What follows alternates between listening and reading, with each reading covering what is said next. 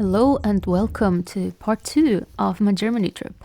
Today we're visiting the Rammelsberg mines, which are the main reason why Goslar and the region around it flourished so much in the past. The very first thing we did was to take part in a tour of the mines. There are multiple options. We opted for a walking tour of the Röder Gallery, which showcases 19th century mining, but there are other tours. You can, for example, ride the underground train to see the 20th century mining. Sadly, we didn't have time to do both. So here we are, entering the mines. And essentially what we are doing, we are following the course of the water, which needed to be extracted from the ground to keep the pits dry so that they could dig up the ore. We were led down to the tunnel running between the pits, where ropes would have been pulling large containers up and down, one going down to be filled and one full one coming up at the same time. But until they managed to make the ropes from steel, accidents were actually common where the ropes would break. Die Metallverbindungen im Erz, die sind wasserunlöslich. Es gibt aber Bakterien, die können daran rumknabbern. There is a legend that a knight named Ram was out hunting when his horse's hooves revealed an ore vein. This was in 986, and according to this legend, this knight gave the mountain its name. Another etymology suggests that the name comes from ramsons, which may have been growing all over the mountain at the time. Yet another connects ram with rame, the Italian word for copper. In all actuality, ore has been mined here for far longer than the legend suggests. Archaeological finds can be dated to at least the 3rd century AD in the Harz, but the very first ore extraction probably happened in the Bronze Age. In fact, a bronze club was found near Thale in the eastern part of the Harz Mountains, which could suggest a Celtic occupation even in this region. The deeds of the Saxons, a 10th century chronicle mentions that Otto the Great opened up a silver mine in the land of the Saxons in 968, which could be referring to the Rammelsberg. At the very least, archaeologists managed to date pieces of leather found in one of the difficult-to-access mining pits to the 9th or 10th century. This means that part of the mines are older than previously recorded in official documents. One of these is the Ratstiefste Gallery, a tunnel which was dug to also remove water from the pits, and it's one of the oldest, if not the oldest. It was first mentioned in writing in 1271, but could be as old as the 9th century.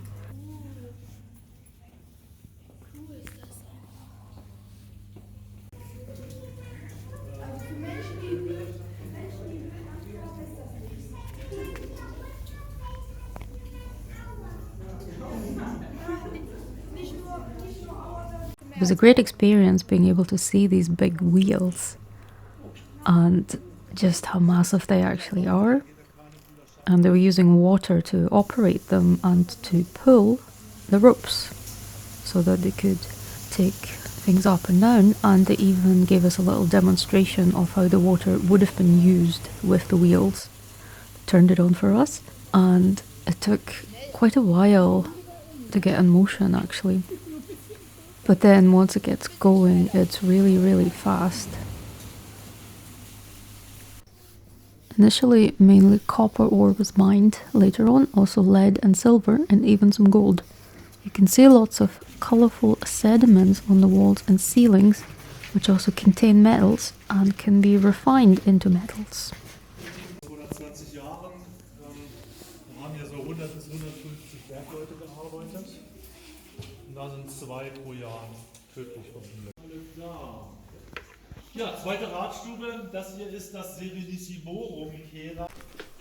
And this is where we joined the more recent mining installations. As you can see, there are train tracks, and part of the mining train tour leads along there.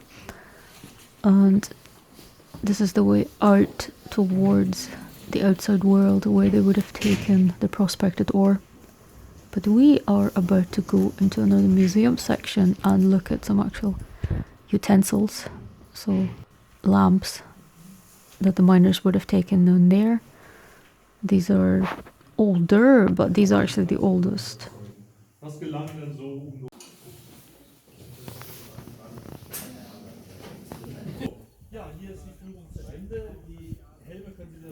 The Rammelsberg mines are divided into two parts. Altes Lager, Neues Lager.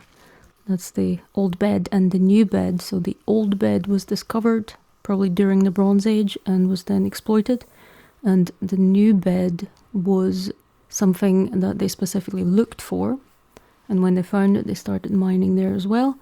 However, by the 1980s, they had exhausted pretty much everything that they could find. And so in 1988 was when the mines were shut. You can see here just some of the different rock formations, different types of chemical compositions that you can find and mine in Rammelsberg, or used to. And I'm fascinated by all the patterns that this forms. So this one, for example, contains lots of iron, and this one as well.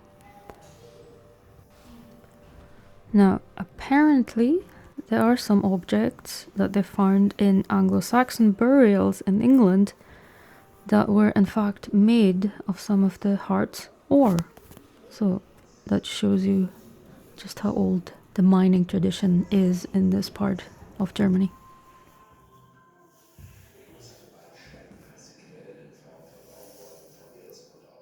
So this is a bunch of sulfates. It looks like, what do you call that vegetable? Cauliflower. Yes, cauliflower. Looks like a cauliflower. As you can imagine, being able to extract that many ores provides a lot of resources that could make one pretty wealthy, and it is no wonder then that they built a whole imperial palace nearby in the town of Goslar. And as you have seen in the first part, where we did visit the palace and the museums, there was a lot of items that were made from the ore that was mined in Rammelsberg. So for example, the eagles on the rooftops were made from bronze. There was the beautiful silver and gold mining can.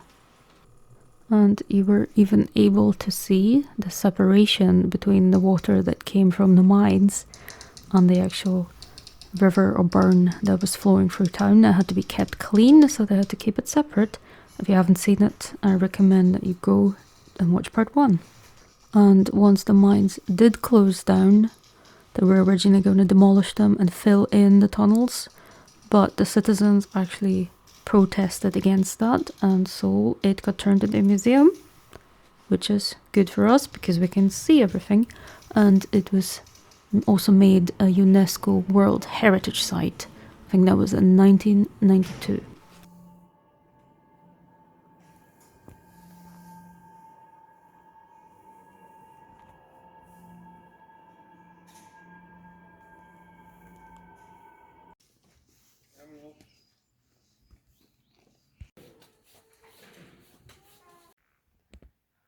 Just me and the powerhouse.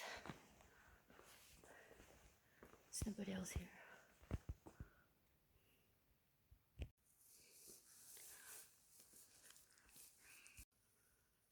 So that's the last wagon that transported ore on the 30th of June 1988, when the mines were all empty and were closed down.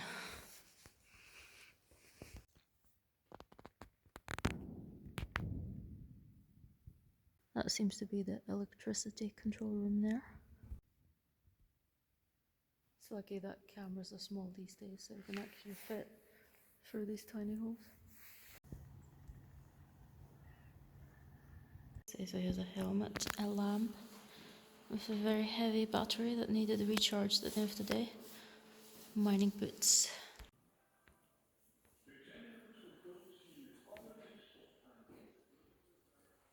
It's like going down to the mines.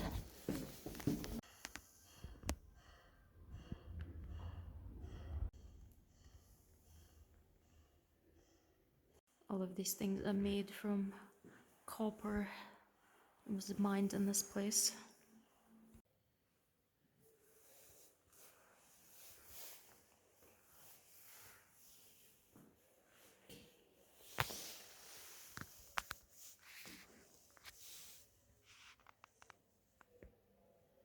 While you are looking at the samples here, I want to mention an interesting thing we learned on our tour. The practice of fire setting. To loosen the rock in the pits, they set fires, which would heat up the rock, and then douse it with cold water, which would fracture the rock from the temperature shock. This was actually a rather dangerous environment to work in, as fires could easily spread. It also would have been very hot down there. In fact, the German writer Goethe once visited the mines and witnessed the fire setting. This inspired him to base his description of hell in Faust II on what he saw in the mines. Once the fire setting was done, the miners were covered in soot and sweat, and they had to literally scrape it off their bodies at the end of the working day. Here you can see the miner chopping wood before the fire setting, and here he is cleaning himself off after.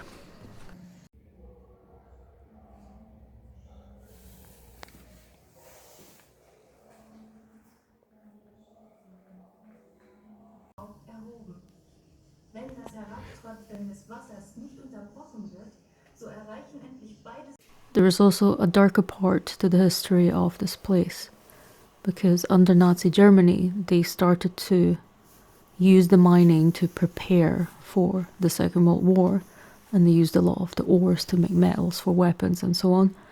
And also they imported prisoners of war from Eastern Europe to have them be forced laborers here in the mines.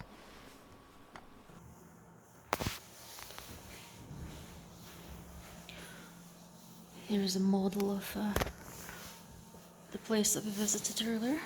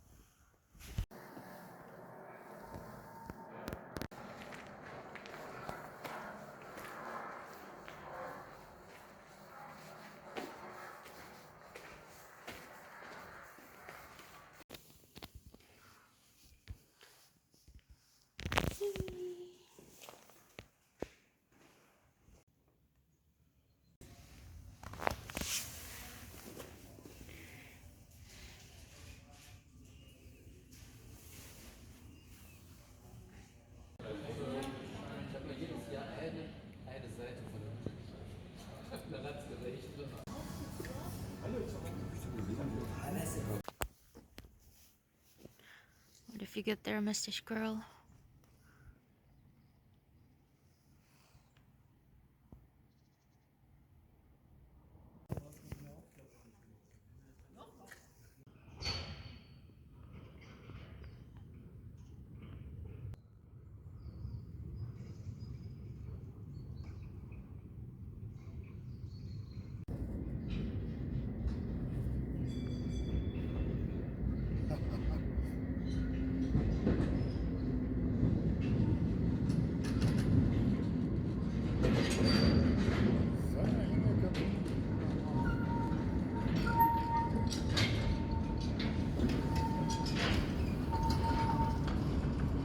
So that's a thumbs up for me for the mining museum, and we are returning to Goslar to have another look at the town and walk around a little more, see maybe a few things that we missed the first time around.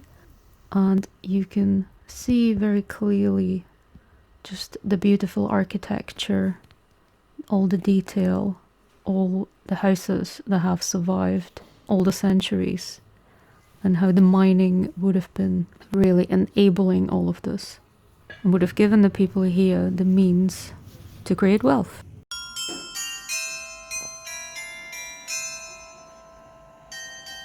And I think you can see this in a lot of the houses.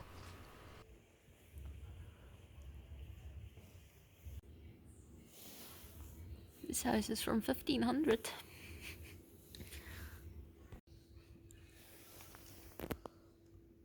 During the Middle Ages, silver and other types of valuable ore were exported to far-flung regions such as Mesopotamia.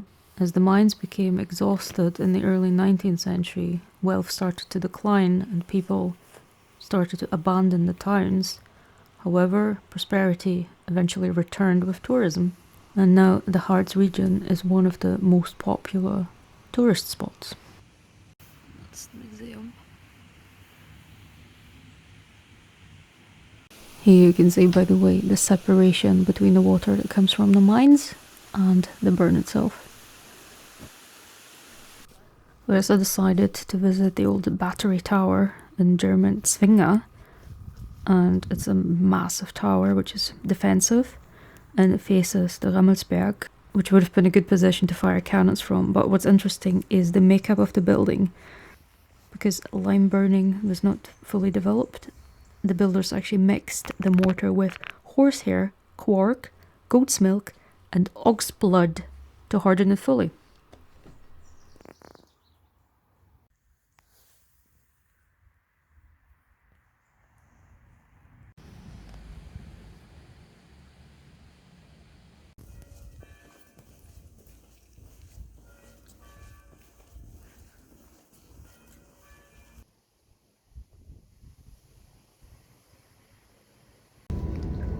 There was one more destination in the vicinity of Goslar that we really wanted to visit.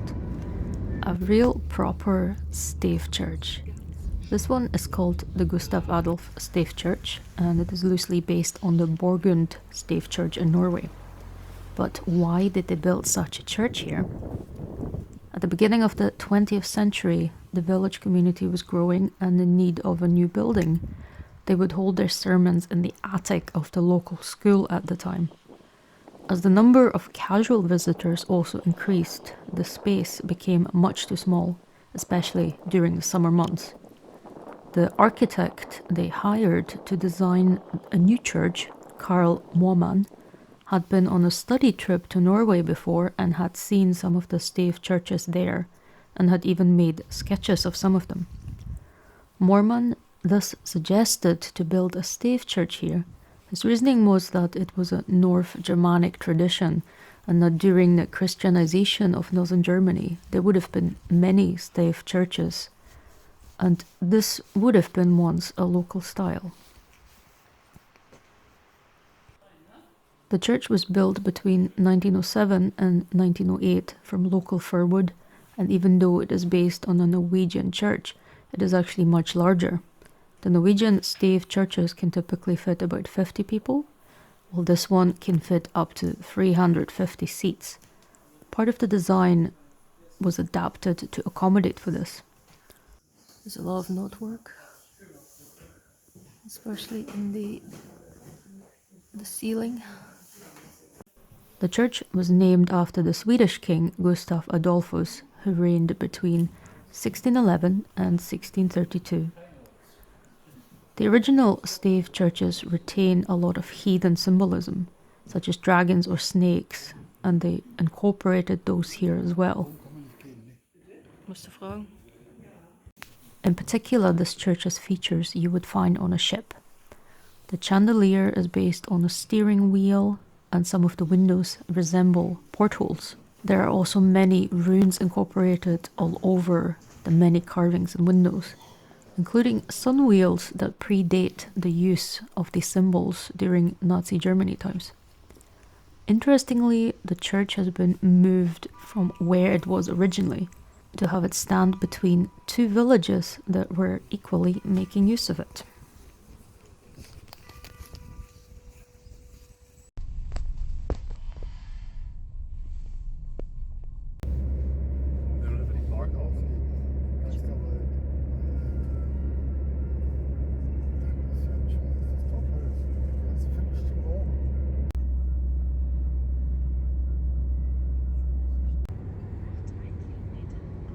We crossed over the former border between West and East Germany, and we got to the last destination on our trip to the Harz Mountains, the beautiful town of Quedlinburg.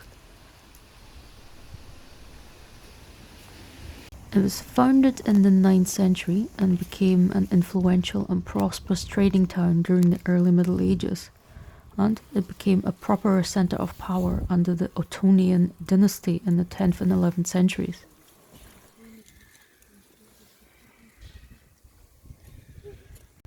It was first mentioned in 922 as a place where King Henry the Fowler was offered the German crown by Franconian nobles, and the town became known as the cradle of the German Reich.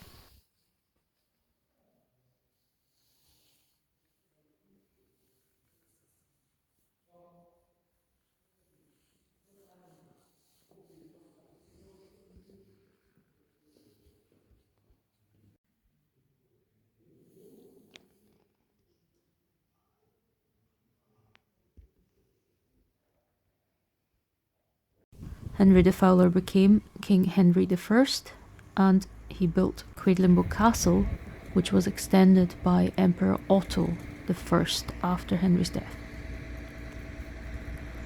Quedlinburg Abbey was founded in 936 to pray for the memory of King Henry and the kings after him. The castle, abbey and old town centre were also added to the UNESCO World Heritage List in 1994. The architecture here has a slightly different flavour from Goslar, but still maintains a visual continuation of the style which is typical for the Harz region. Quedlinburg was briefly part of the Hanseatic League in the 15th century, and you can see probably a bit of influence from that as well in the architecture. Later it became a part of Prussia in the 19th century and even was briefly part of Napoleon's territory. During Nazi Germany times, the legend of King Henry was instrumentalized, and Heinrich Himmler actually saw himself as his reincarnation. They even attempted to create a new religion here, but after the end of the Second World War, the bishop got to return to the abbey, and it all became Lutheran once more.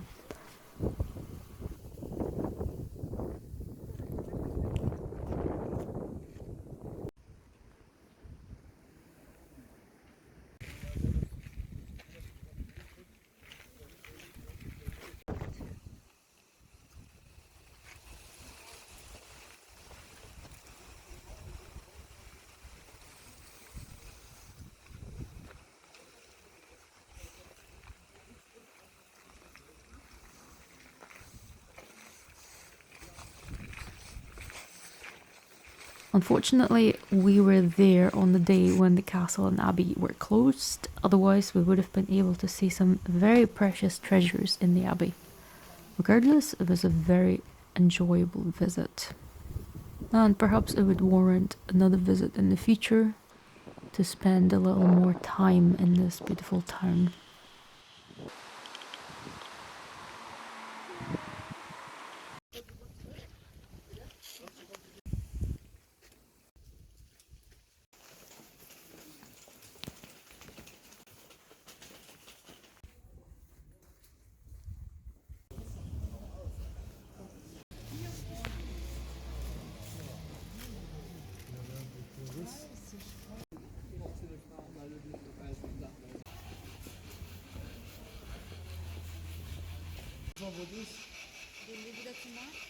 Nee, muss man nicht, aber können wir.